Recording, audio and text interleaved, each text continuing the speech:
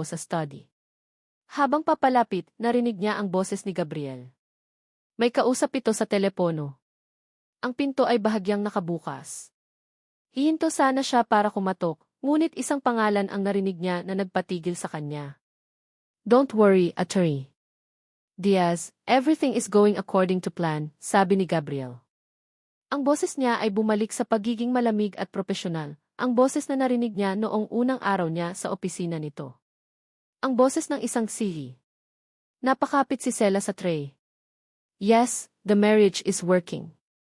It's unnecessary inconvenience, patuloy nito. Isang taon lang naman to, malapit na ang final board meeting. Once masecure ko na ang full control ng Sandoval Holdings dahil sa kasal na to, tapos na ang lahat. Malaya na ako sa utos ng lolo ko. Bawat salita ay parang isang piraso ng yelo na tumusok sa puso ni Sela. Dahil sa kasal na to. Full control ng Sandoval Holdings. Utos ng lolo ko. Ang tasa sa kanyang kamay ay nagsimulang manginig. Ang mainit na kape ay tumapon sa kanyang kamay, ngunit hindi niya naramdaman ang paso. Ang sakit sa loob niya ay mas matindi. Ang hangin ay tila naubos sa kanyang paligid. Ang mundo niya, nakasisimula pa lang magkaroon ng kulay, ay biglang naging abo. Ang lahat ng pagbabago. Ang mga ngiti. Ang mga kwentuhan. Ang thank you. Ang pagtatanggol sa kanya. Lahat ay kasinungalingan. Lahat ay bahagi ng isang mas malaking plano. Isang plano kung saan siya ang pinakamahalagang piyesa, ang susi para makuha nito ang gusto niya. Hindi siya minahal. Hindi siya pinahalagahan. Ginamit siya. Ang lalaking nagsisimula na niyang pagkatiwalaan, ang lalaking nagsisimula na niyang mahalin ay hindi kailanman umiral. Ang kaharap niya ay isang halimaw na mas masahol pa sa inakala niya, isang halimaw na kayang magpanggap na isang anghel. Ibinaba ni Gabriel ang telepono. Ang katahimikan ay nakabibingi. Sa isang iglap, bumukas ang pinto. Tumambad si Gabriel at nakita siya nitong nakatayo doon, maputla na parang isang multo, ang mga mata ay nanlalaki sa sakit at pagkaduro. Nakita nito ang nanginginig na tasa sa kanyang kamay. Sela.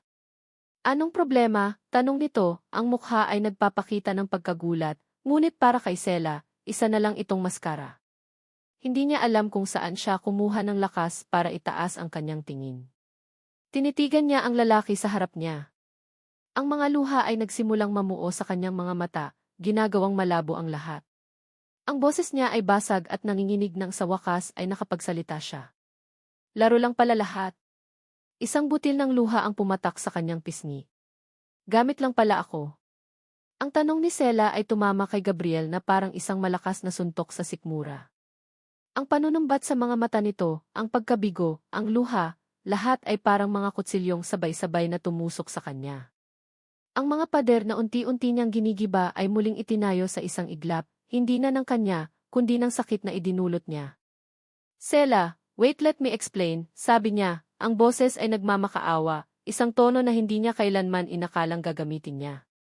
Humakbang siya palapit, ngunit napaatras ito na para bang isa siyang apoy na nakakapasong hawakan. Explain what? Sagot ni Sela, ang boses ay basag ngunit mailamig na ngayon ng yelo.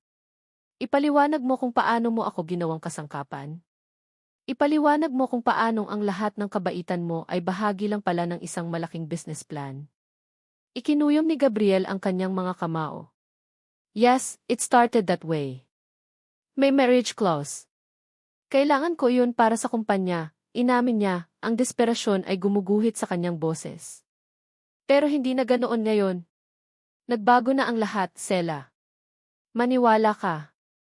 Isang mapait na tawa ang kumawala sa mga labi ni Sela, isang tawang walang bakas ng saya. Nagbago? Kailan? Kahapon? Kanina? O ngayon lang dahil nahuli na kita? So aanhin ko yung mga ngiti mo. Yung pagtatanggol mo sa akin sa party. Yung thank you mo. Lahat yun parte ng pag-arte mo para makuha ang tiwala ko. Bawat tanong niya ay isang sampal. Bawat alaala na binanggit niya ay isang paalala ng kanyang pagkukunwari. Wala siyang maisagot. Dahil sa isang banda, tama si Sela. Sa simula, lahat ng iyon ay bahagi ng plano. Ang hindi lang niya napaghandaan ay ang unti-unting pagbabago ng plano sa puso niya. Paano niya ipapaliwanag ang isang bagay na siya mismo ay hindi lubusang naiintindihan? Hindi totoo yan, mahina niyang sabi, ngunit kahit sa sarili niyang pandinig, ang mga salita ay tunog kasinungalingan. Huwag na, Jim A. Sandoval, sabi ni Sela, bumalik sa formal na tawagan na parang isang pader na muli nilang itinayo. Naiintindihan ko na. Isa lang akong necessary inconvenience. Isang taon lang, di ba? Pagkatapos, tapos na. Huwag kang mag-alala, tutuparin ko ang kontrata. Tinalikuran siya nito at nagsimulang maglakad pabalik sa kanyang kwarto. Ang bawat hakbang nito palayo ay parang isang martilyong pumupukpok sa dibdib ni Gabriel. Hindi. Hindi pwedeng ganito matapos ang lahat. Hinabol niya ito at hinawakan sa braso. Sela, please tea. Ngunit bago pa niya matapos ang kanyang sasabihin, isang matinis na tunog ang bumasag sa kanilang tensyon. Ding-dong! Ang doorbell. Sino naman ang darating sa ganitong oras ng gabi? Binitawan ni Gabriel si Sela, ang isip ay naguguluhan. Inis siyang lumingon sa direksyon ng pinto. Narinig niya ang mga yapak ni Manang Lolit na nagmamadaling bumaba. Pagbukas ng pinto, isang boses na matagal na niyang hindi naririnig ng personal ang umalinggaw-ngaw sa mansyon. Isang boses na kasing tamis ng pulot, ngunit may nakatagong lason. Is Gabriel home?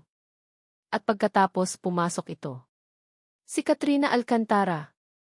Nakasuot ng isang hapit na pulang bestida na sumisigaw ng kayamanan at kapangyarihan.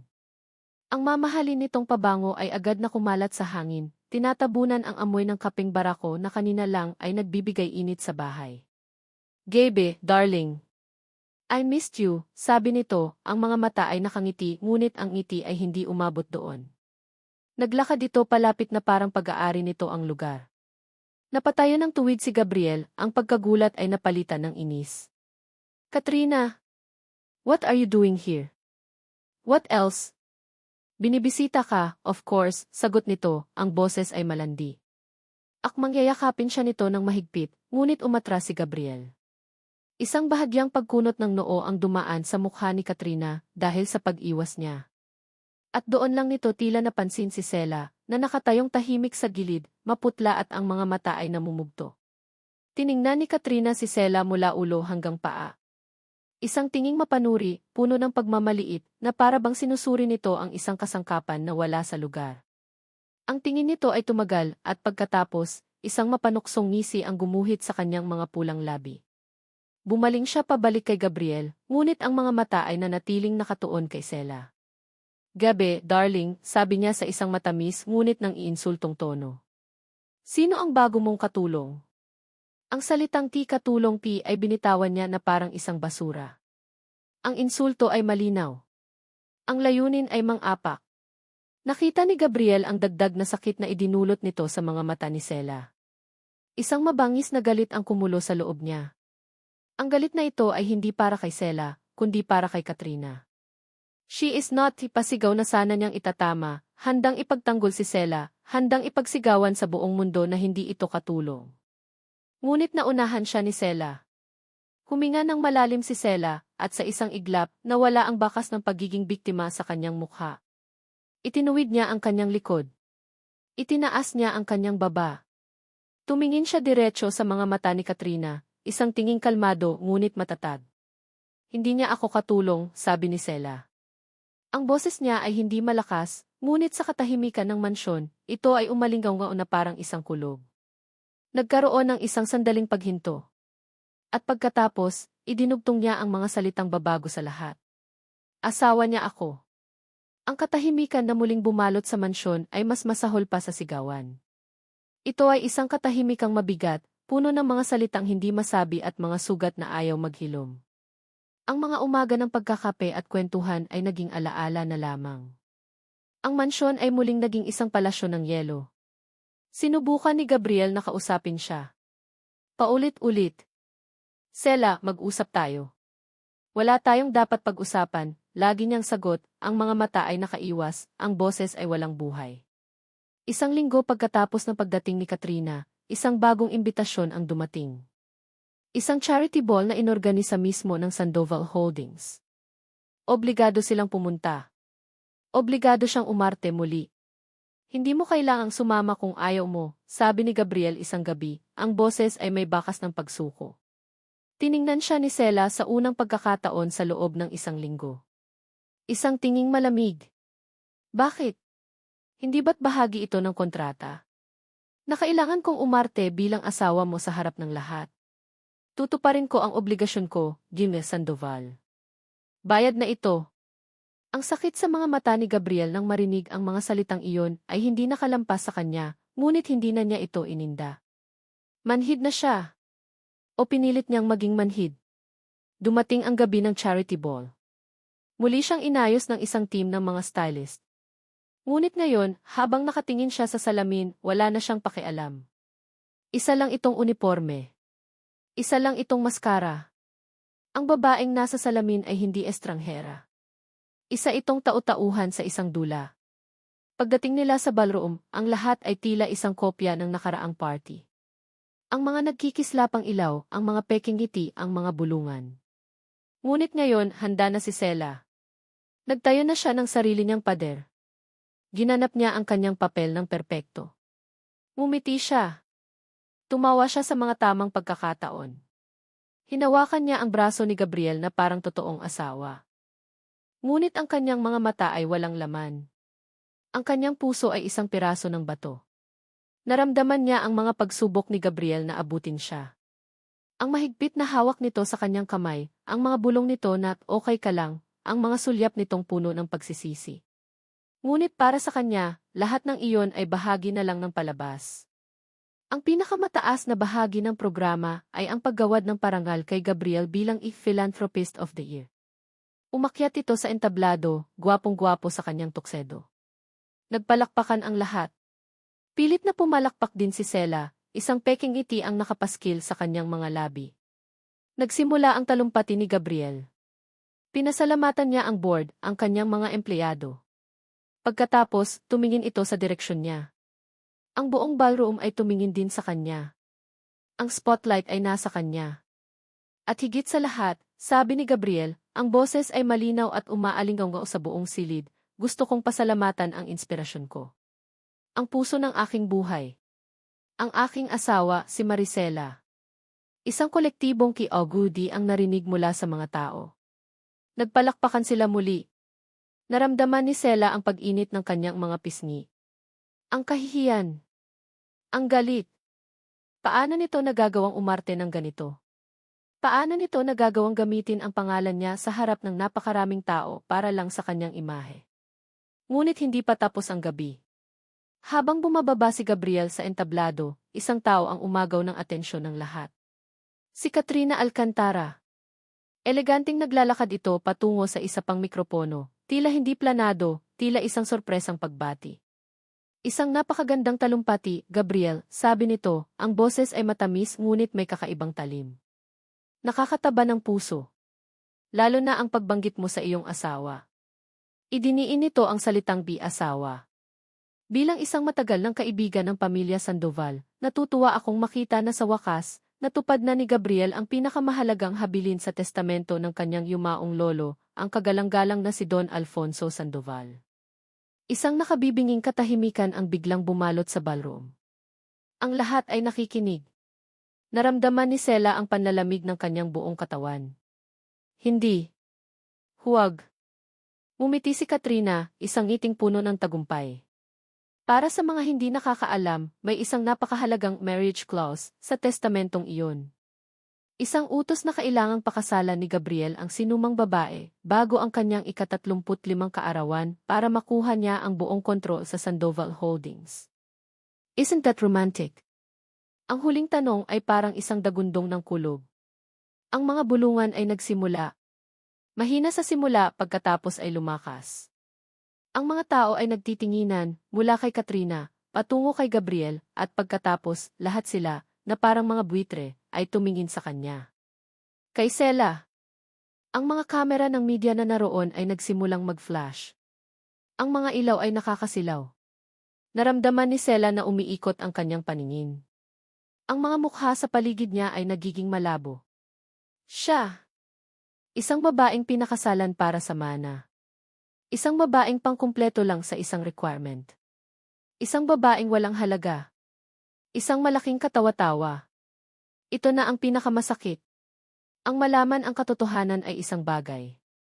Ngunit ang ipamukha sa iyo ang katotohanan iyon sa harap ng buong mundo. Ito ay parang pagpatay sa iyong kaluluwa ng dahan-dahan. Nakita niya ang gulat at galit sa mukha ni Gabriel. Nakita niyang sumusugod ito patungo kay Katrina. Ngunit huli na ang lahat. Ang bomba ay sumabog na. Ang kahihiyan. Ang sakit. Ang pagkadurog.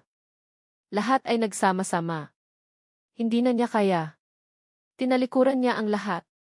Hindi niya alintana ang mga flash ng kamera, ang mga tanong ng mga reporter, ang sigaw ni Gabriel na tinatawag ang kanyang pangalan. Tumakbo siya. Tumakbo siya palayo sa mga mapanghusgang mata, palayo sa mga peking ngiti, palayo sa kasinungalingan. Tumakbo siya, dala-dala ang mga piraso ng kanyang basag na puso, hindi alam kung saan pupunta. Ang tanging alam niya ay kailangan niyang makalayo. Kailangan niyang makalayo sa lalaking sumira sa kanya ng paulit-ulit. Ang ugong ng makina ng kanyang kotse ay tila isang sigaw sa katahimikan ng gabi.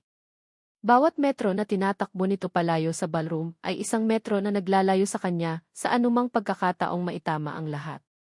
Tinatawag niya ang pangalan ni Sela sa kanyang isip, paulit-ulit, na parang isang panalangin. Sela! Sela, bumalik ka! Ngunit pagdating niya sa mansyon, isang nakabibinging katahimikan ang sumalubong sa kanya. Mas malamig. Mas walang buhay. Ang amoy ng kaping barako ay tuluyan ng naglaho, napalitan ng hangin na amoy abandono. Wala na si Sela. Dali-dali niyang inakyat ang hagdanan, nilaktawan ang 2 baitang sa bawat hakbang. Ang puso niya ay kumakarera, hindi sa pagod, kundi sa isang damdaming gayon lang niya naramdaman ng ganito katindi, takot. Binuksan niya ang pinto ng kwarto nito. Walang laman. Ang kama ay perpektong nakaayos, na para bang hindi kailanman nahigaan. Binuksan niya ang walk-in closet. Walang laman. Malinis. Ang tanging naiwan ay ang navy blue na bestidang suot nito kanina, nakasabit sa isang silya na parang balat ng ahas na iniwan. Wala na ang luma nitong bag, wala na ang maliit na unan na lagi nitong yakap. Wala nang kahit anong bakas ni Maricela Reyes. Sinara niya ang pinto. Naglakad siya sa pasilyo, ang bawat hakbang niya ay umieko sa buong bahay. Ang mansyon na ito, na simbolo ng kanyang tagumpay at kapangyarihan, ay isa na ngayong malaking mausolyo. Isang libingan ng mga kasinungalingan niya. Pumasok siya sa kanyang study, ang lugar kung saan niya kinokontrol ang kanyang mundo. Ngunit ngayon, ang lugar na ito ay parang isang kulungan. Umupo siya sa kanyang mamahaling leather chair at ipinikit ang kanyang mga mata. Ang mga huling salita ni Katrina ay umuulit-ulit sa kanyang isip. Ang itsura ni Sela, ang gulat, ang sakit, ang pagkadurog. Tanga! Tanga ka, Gabriel. Sinisisi niya si Katrina. Ngunit sa kaibuturan ng kanyang puso, alam niya kung sino ang tunay na may kasalanan. Siya. Siya ang gumawa ng kasunduan. Siya ang nagsinungaling. Siya ang umarte. At siya ang sumira sa kaisa-isang taong nagpakita sa kanya ng totoong kabutihan. Napatayo siya, hindi mapakali. Naglakad-lakad siya sa loob ng bahay. Bawat sulok ay may anino ni Sela. Ang kusina, kung saan sila unang nagtimpla ng kaping barako. Ang dining table, kung saan niya unang narinig ang tawa nito. Ang sala, kung saan sila unang nagkwentuhan. Ang mga aninong iyon ay sinusumbatan siya. Napunta siya sa isang bahagi ng bahay na bihirang puntahan. Isang maliit na storage room. Sa gitna nito, may isang malaking bowl na gawa sa kahoy, na babalutan na ng alikabok. Ang bowl ng kanyang ina. Dito nakalagay ang ilang gamit na naiwan nito bago ito pumanaw. Hindi niya ito binuksan sa loob ng mahigit 10 taon. Ngayon, tila tinatawag siya nito. Dahan-dahan niyang pinunasan ang alikabok. Binuksan niya ang mabigat na takip. Isang amoy ng lumang papel at lavender ang sumalubong sa kanya. Sa loob, may iilang damit, isang lumang rosaryo, at isang maliit na kahon ng mga litrato. Kinuha niya ang kahon. Ang mga daliri niya ay nanginginig. Isa-isa niyang tiningnan ang mga kupas na larawan. Isang litrato niya noong bata siya. Isang litrato ng kanyang ina na masaya. At pagkatapos, isang litrato na nagpatigil sa kanyang paghinga. Isang litrato ng kanyang ina, mga 16 na taong gulang pa lamang, nakatayo sa harap ng isang lumang gusali kasama ang iba pang mga babae. Nakangiti ito, ngunit ang ngiti ay hindi umabot sa mga mata. Isang pamilyar na ngiti. Ang ngiting nakita niya kay Sela noong una itong pumasok sa mansyon. Binaliktad niya ang litrato. May sulat kamay sa likod, sulat ng kanyang ina. Tahanan ng Pag-asa Orphanage. Dito nagsimula ang lahat. Tahanan ng Pag-asa. Ang mga salitang iyon ay parang isang malakas na sampal. Ang lugar na gusto niyang gibain. Ang lugar na isinumpa niya. Ang lugar na naging sanhi ng lahat ng gusot na ito ay ang lugar kung saan lumaki ang kanyang ina. Biglang bumalik ang lahat. Isang alaala. Siya, mga 18 taong gulang, abala sa pag-aaral para sa kanyang college scholarship. Ang kanyang ina, si Elisa, ay nakaupo sa tabi ng bintana, malungkot na nakatingin sa labas. Ma, okay ka lang? Tanong niya, ang mga mata ay nasa libro pa rin. Namimiss ko lang ang dati kong mga kaibigan, anak, sagot nito. Namimiss ko ang tahanan. Ma, mas maganda na ang buhay natin ngayon. Huwag mo nang isipin yun, mabilis niyang sagot, abala sa pagmememorya ng mga formula. Babalik ka, di ba, anak? Tanong ng kanyang ina, ang boses ay puno ng isang lungkot na hindi niya pinansin noon. Kapag malaki ka na babalikan mo ako, di ba? Naman, ma, sagot niya, hindi man lang tumitingin. Pagyaman ako, babalikan kita. Bibilhin ko lahat ng gusto mo. Ngunit hindi na siya bumalik. Naging abala siya sa pagpapayaman. Naging abala siya sa pagbuo ng kanyang imperyo. Naging abala siya sa pagtatayo ng mga pader sa paligid niya, hanggang sa isang araw, tumawag ang ospital. Wala na ang kanyang ina. At siya, ang anak na nangako, ay wala sa tabi nito. Ang galit niya sa tahanan ng Pag-asa ay hindi galit sa lugar. Ito ay galit sa sarili. Ang pagnanais niyang gibain ito ay ang pagnanais niyang burahin ang alaala ng kanyang pinakamalaking pagkukulang. Ang kasalanang hindi niya kayang aminin. Sa wakas, gumuho ang huling pader sa kanyang puso. Nabitawan niya ang litrato. Napaupo siya sa sahig, sa gitna ng mga alaala ng kanyang ina. At doon, sa katahimikan ng gabi, sa loob ng malaki at walang lamang palasyo, si Gabriel Sandoval, ang makapangyarihang ang lalaking yari sa yelo, ay umiyak. Hindi isang tahimik na pagluha. Isang hagulgol. Isang hagulgol ng isang anak na puno ng pagsisisi. Isang hagulgol ng isang lalaking nawala ng lahat dahil sa sarili niyang mga kasalanan. Matagal siyang nanatili doon. Nang maubos na ang kanyang mga luha, ang natira ay isang kakaibang kalinawan. Isang determinasyon. Tumayo siya. Pinunasan niya ang kanyang mukha. Kinuha niya ang kanyang cellphone mula sa bulsa. Hinanap niya ang numero ng kanyang abogado. Nagring ito ng 2 beses bago sinagot. Attorney Diaz, sabi ni Gabriel, ang boses ay kalmado na ngunit may bigat na hindi pa naririnig ng abogado mula sa kanya. Sir Gabriel, anong nangyari sa party? Cancel the hotel project. Isang sandaling katahimikan sa kabilang linya. Sir, pero ang lahat ng permits I said, cancel it. Ulit ni Gabriel, buo ang boses at walang bahid ng pag-aalinlangan. May iba akong plano para sa lupang iyon. Huminga siya ng malalim. Isang bagay na dapat noon ko pa ginawa. Ang pagtakas mula sa ballroom ay isang malabong panaginip. Ang tanging naaalala ni Sela ay ang malamig na hangin sa kanyang mukha habang tumatakbo siya ng walang direksyon, ang mga luha ay humahalo sa kanyang make-up. Paano siya nakauwi? Isang taxi.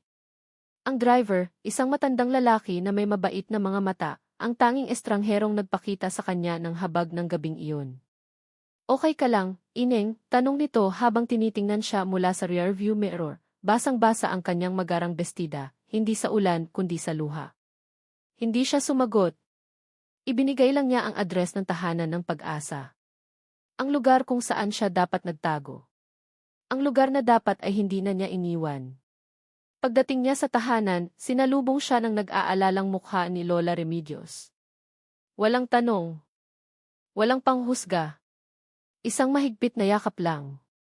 Sa yakap na iyon, ibinuhos ni Sela ang lahat ng sakit. Doon, sa maliit niyang kwarto, sa pamilyar na amoy ng kanyang tahanan, naramdaman niyang ligtas siya. Ngunit ang kaligtasan ay hindi nangangahulugan ng paghilom. Ang sumunod na araw, ang buong bansa ay pinag-uusapan sila. Ang kanilang mga mukha, niya, ni Gabriel, ni Katrina, ay nasa lahat ng dyaryo, sa lahat ng talk show. The Contract Wife. The Billionaire's Deception. The Cinderella Scandal. Pakiramdam ni Sela ay hinubaran siya sa harap ng buong mundo. Hindi siya lumabas ng kwarto. Ang kahihiyan ay isang mabigat na kumot na bumabalot sa kanya.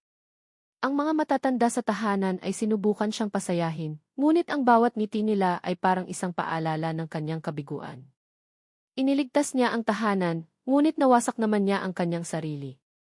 Isang umaga, isang linggo pagkatapos ng gabi ng iskandalo, ang lahat ay nagulat sa balita sa TSI. Kinumpirma ng Sandoval Holdings Inc. Sa isang opisyal na pahayag na tuluyan ng kinakansela ang kontrobersyal na hotel project sa lupain ng tahanan ng Pag-asa, sabi ng news anchor. Ayon pa sa pahayag, hindi lang ito ititigil. Sa halip, ang Sandoval Holdings mismo ang popondo sa malawakang renobasyon at pagpapabuti ng nasabing pasilidad para sa mga nakatatanda. Natulala ang lahat. Si Mang Tonyo, na nagkakape, ay muntik nang maibuga ang kanyang iniinom. Si Lola Remedios ay napahawak sa kanyang dibdib. Si Sela, na nakatayo sa may pintuan ng kusina, ay hindi makapaniwala sa kanyang naririnig. Ano ito? Isa na namang laro. Isang publicity stunt para linisin ang pangalan ni Gabriel. At tila sinasagot ang kanyang mga tanong, isang pamilyar na itim na kotse ang huminto sa labas ng gate.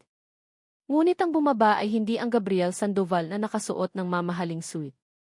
Ang bumaba ay isang lalaking nakasuot lang ng simpleng puting t-shirt, maong na pantalon at rubber shoes. Pumasok ito sa gate at sa unang pagkakataon, hindi ito mukhang isang hari na bumibisita sa kanyang mga alipin. Mukha itong isang taong naliligaw na naghahanap ng daan pauwi. Walang nagsalita. Ang lahat ay nakatingin lang sa kanya. Naglakad si Gabriel hindi papunta kay Sela, kundi papunta sa direksyon ni Mang Tonyo, na nooy nagkukumpuni ng isang bakod na gawa sa kawayan. Mang Tonyo, sabi ni Gabriel, ang boses ay magalang. Marunong po akong magkarpintero. Baka po pwede akong tumulong. Muling natigilan ang lahat.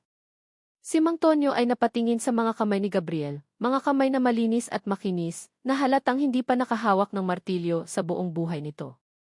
Ngunit sa halip na tumawa, isang mabait na ngiti ang isinukli ng matanda. CJ, iho. Halika. Hawakan mo ito, sabi ni Mang Tonyo, inaabot kay Gabriel ang isang pako at martilyo. At doon, sa ilalim ng sikat ng araw, sinimula ni Gabriel Sandoval, ang bilyonaryong ang pagpupukpok ng pako. Sablay sa una. Tumama sa sariling daliri. Napangiwi. Ngunit hindi ito tumigil. Sinubukan niya ulit. At ulit. Hanggang sa unti-unti, natututo na siya. Hindi ito pinansin ni Sela. Pumasok siya sa loob, nagkunwaring abala sa pagwawalis. Ngunit ang mga mata niya ay laging sumusulyap sa bintana. Nakikita niya si Gabriel na pinagpapawisan, ang puting t-shirt ay may mga mansa na ng dumi. Nakikita niya itong nakikipagkwentuhan kay Mang Tonyo, at minsan, nakikita niya itong humingiti, isang totoong ngiti, hindi peke. Kinahapunan, habang nagdidilig siya ng mga halaman sa hardin, lumapit ito. Tumayo lang ito sa kanyang likuran, hindi nagsasalita, tila naghihintay ng pahintulot. Nang sa wakas ay humarap siya, nakita niya ang pagod sa mukha nito. Ngunit nakita rin niya ang isang bagay na bago, kapakumbabaan. Sela, panimula nito. Alam kong walang salita ang sapat para sabihin kung gaano ako nagsisisi. Alam kong nasira ko ang tiwala mo at marahil hinding-hindi ko na iyon maibabalik. Huminga ito ng malalim, ang mga mata ay nakatutok sa kanya, puno ng isang emosyong hindi na niya kayang itago. Pero hayaan mo sana akong ipakita sa gawa. Hayaan mong ipakita ko sa'yo, sa kanila, na nagbago na ako. Hindi para sa kumpanya. Hindi para sa media. Kundi para sa sarili ko. At para sa'yo. Hindi sumagot si Sela. Ang puso niya ay isang malaking gulo. Isang bahagi nito ay sumisigaw na maniwala. Ang kabilang bahagi ay sumisigaw na huwag nang magpaloko. Pumasok siya sa loob, iniwan itong nakatayo sa hardin. Sinalubong siya ni Lola Remedios sa may pintuan. Anak, sabi ng matanda, hinahaplos ang kanyang likod. Ang taong hindi kailanman nagkakamali ay hindi mo matututunang pagkatiwalaan dahil hindi mo alam kung paano siya haharap sa kabiguan.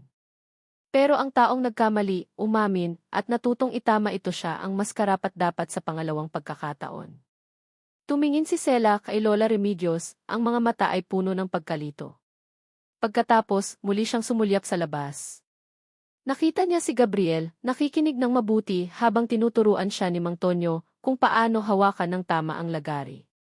Ang SEC ng Sandoval Holdings, na nagpapatakbo ng 1 bilyon-bilyong pisong kumpanya, ay mapagkumbabang nagpapaturo sa isang retiradong karpintero kung paano maglagari ng kahoy. Hindi pa rin nawawala ang sakit. Ang mga sugat ay sariwa pa. Ngunit sa unang pagkakataon mula noong gabing iyon, isang maliit na sinag ng liwanag ang tumago sa mga pader na itinayo niya sa kanyang puso. Hindi pa niya kayang magpatawad. Ngunit marahil-marahil ay kaya niyang magmasid. Ang tahimik na sandaling iyon ay biglang binasag ng isang malakas na tunog. Ang paghaharurot ng isang sasakyan na tila hindi na nagpreno. Isang mamahaling pulang sports car ang biglang pumarada sa labas ng gate, halos mabangga ang bakod na kinukumpuni ni na Gabriel. Bumukas ang pinto at isang malakas na kalabog ang sumunod. Lumabas si Katrina Alcantara. Wala na ang ngiti sa kanyang mukha. Wala na ang pagkukunwaring tamis. Ang nakikita na lang ay purong galit. Ang kanyang perpektong ayos na mukha ay nababalutan ng puot. Nagmartsa ito papasok ng gate, hindi pinapansin si Gabriel o si Mang Tonyo. Ang kanyang mga mata, na parang sa isang agila, ay nakatuon sa isang biktima lamang. Kay Sela na nakatayo sa may pintuan. Dire-diretso itong naglakad patungo sa kanya, ang bawat hakbang ay puno ng banta. Napatayo ng tuwid si Sela, ang puso ay nagsimulang kumabog ng mabilis. Ikaw, sigaw ni Katrina, itinuturo siya. Ikaw na babaeng basura. Anong ginawa mo sa kanya? Anong gayuma ang ipinainom mo kay Gabriel? Umatras si Sela. Mabilis na kumilos si Gabriel, humarang sa pagitan nila. Katrina, stop it. Umalis ka na. Ngunit tila hindi siya naririnig ni Katrina. Tiningnan nito si Sela nang may matinding pagkasuklam. Akala mo nanalo ka na, anito, ang boses ay nanginginig sa galit. Akala mo dahil kinansela niya ang hotel, iyon na siya. Hindi pa tayo tapos. Lumapit pa ito, sinusubukang lampasan si Gabriel. Kung hindi mapapasa akin si Gabriel, bulong nito, isang bulong na mas nakakatakot kaysa sa anumang sigaw. Sisiguraduhin ko walang matitira sa inyong dalawa. Ang banta ni Katrina ay naiwang nakabitin sa hangin, mas mabigat at mas nakakalason kaysa sa alikabok na nilikha ng kanyang sports car sa pag-alis. Sa mga sumunod na araw, naramdaman ni Gabriel ang resulta ng bantang iyon. Nagsimula sa mga tawag sa telepono. Mga tawag mula sa media, nagtatanong kay Sela tungkol sa mga malisyosong chismis na kumakala. Totoo po bang may nakaraan kayo sa isang nightclub? Totoo po bang may anak kayong itinatago sa probinsya? Mga kasinungalingang halatang galing kay Katrina, idinisenyo para sirain ang pagkatao ni Sela. Sa bawat tawag, nakikita ni Gabriel ang unti-unting pagguho ng katatagan na sinisikap buuin ni Sela. Nakikita niya itong napapayakap sa sarili, napapayuko. At sa bawat pagkakataon, isang matinding galit ang kumukulo sa kanyang dibdib, galit kay Katrina, ngunit higit sa lahat, galit sa sarili. Siya ang nagpasok kay Sela sa magulong mundong ito. Responsibilidad niyang ilabas ito. Enough of this, sabi niya isang gabi, pagkatapos marinig ang nanginginig na boses ni Sela sa telepono, habang itinatanggi ang isa na namang kasinungalingan. Hayaan mo na, Gabriel, sabi ni Sela, ang boses ay pagod na. Lilipas din to. No, matigas niyang sabi. Hindi lilipas hanggat hindi natin tinatapos. Kinaumagahan, ginawa ni Gabriel ang isang bagay na hindi pa niya ginagawa dati. Nagpatawag siya ng isang press conference. Hindi para mag-anunsyo ng bagong proyekto. Hindi para magyabang ng kita ng kumpanya. Kundi para harapin ang bagyo. Nabalitaan ito ni Katrina. Bilang ganti, nag-schedule din ito ng sarili niyang press con, 1 oras bago ang kay Gabriel. Ang layunin ay malinaw, uunahan niya si Gabriel sa pagkalat ng lason. Ang buong media ay nag-abang. Ito ang huling laban. Ang final showdown. Sa tahanan ng Pag-asa, ang lahat ay nakatutok sa telebisyon. Nakaupo si Sela sa gitna nina Lola Remedios at Mang Tonyo, ang mga kamay ay magkahawak. Pinapanood nila ang press con ni Katrina. Doon, sa harap ng lahat ng kamera, kinuwento ni Katrina ang isang bersyon ng kwento na puno ng kasinungalingan, kung paano siya ang totoong biktima, kung paano siya niloko ni Gabriel, at kung paano si Sela ay isang desperadong gold digger na ginayuma ang kanyang dating kasintahan. Hindi na ito pinakinggan ni Sela. Ipinikit na lang niya ang kanyang mga mata. Handa na siyang tanggapin ang lahat. Ngunit pagkatapos, nagsimula ang press con ni Gabriel. Umupo si Gabriel sa isang mesa, mag-isa.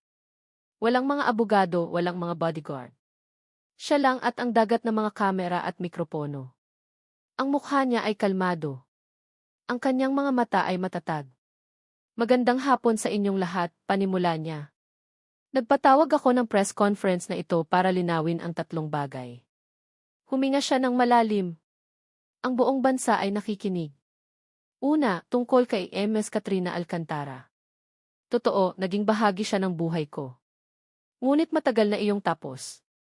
Ang anumang sinasabi niya ngayon ay produkto na lamang ng kanyang galit at hindi ng katotohanan. Hindi ko na siya papatulan pa. Isang matapang na simula.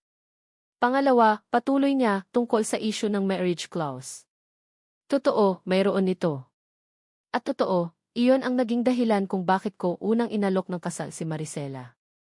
Sa tahanan, napahigpit ang hawak ni Sela sa kamay ni Lola Remedios. Isa iyong pagkakamali, sabi ni Gabriel, ang boses ay puno ng pagsisisi. Isang makasariling desisyon na habang buhay kong pagsisisihan. Ginamit ko siya, at sa harap ninyong lahat, at higit sa lahat, sa harap niya, humihingi ako ng tawad. Isang isihi sa national television ay umaamin ng kanyang pagkakamali at humihingi ng tawad. Ito ay isang bagay na hindi pa nakikita ng mundo ng negosyo. Ngunit ang pinakamahalagang dahilan kung bakit ako narito, sabi ni Gabriel, ang boses ay bahagyang nanginginig sa emosyon, ay para sabihin sa inyo ang pangatlong bagay. Ang totoong kwento. Sumandal siya sa mikropono. Ang kanyang mga mata ay tila hindi na nakatingin sa mga reporter, kundi sa kamera na parang direktang kinakausap si Sela. Ang kwentong ito ay hindi tungkol sa akin. Ito ay tungkol sa isang babaeng hindi ninyo kilala. Ang pangalan niya ay Elisa. Sa tahanan, napasinghap si Lola Remedios. Elisa, bulong nito, na para bang isang pamilyar na pangalan.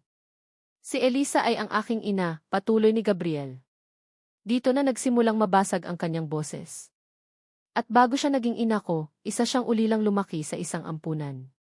Isang ampunang nakatayo sa mismong lupain na gusto kong gibain. Ang buong ballroom ay natigilan. Ang mga reporter ay nakalimot sa pagkuha ng litrato. Ang galit ko sa lugar na iyon ay hindi galit sa gusali. Galit iyon sa sarili ko. Galit dahil sa dami ng aking tagumpay, nabigo ako sa pinakamahalagang bagay, ang alagaan ang sarili kong ina. Ang paggiba sa lugar na iyon ay paraan ko sana para burahin ang alaala ng aking pinakamalaking pagkakasala. Isang luha ang pumatak mula sa mata ni Gabriel, hindi niya ito pinunasan. Ngunit ipinakita sa akin ni Maricela ang isang bagay. Itinuro niya sa akin na ang mga alaala ay hindi dapat binubura, kundi dapat pinahahalagahan. Itinuro niya sa akin na ang tunay na halaga ay wala sa semento, kundi sa puso. Siya ang nagligtas sa akin mula sa sarili kong mga demonyo. Tumingin siya diretso sa kamera, ang mga mata ay puno ng pagmamahal, pagsisisi at pag-asa. Ginagawa ko ito hindi para sa negosyo. Hindi para linisin ang pangalan ko. Ginagawa ko ito para itama ang pagkukulang ko bilang isang anak. At para ipagsigawan sa buong mundo na si Maricela Reyes ang pinakamabuti, pinakamatatag, at pinakamarangal na babaeng nakilala ko.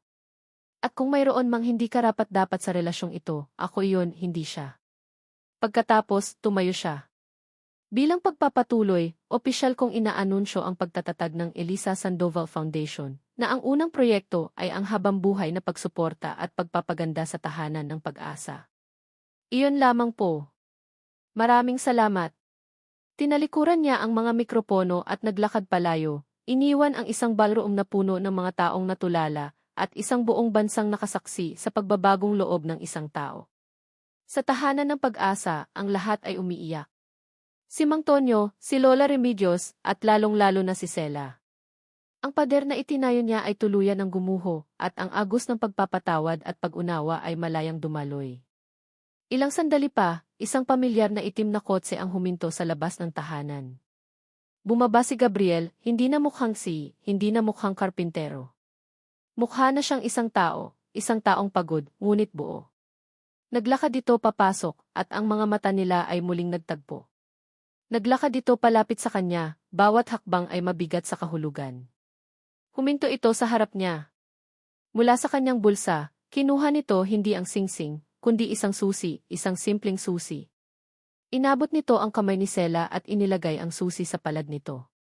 Pagkatapos, dahan-dahan nitong binitawan.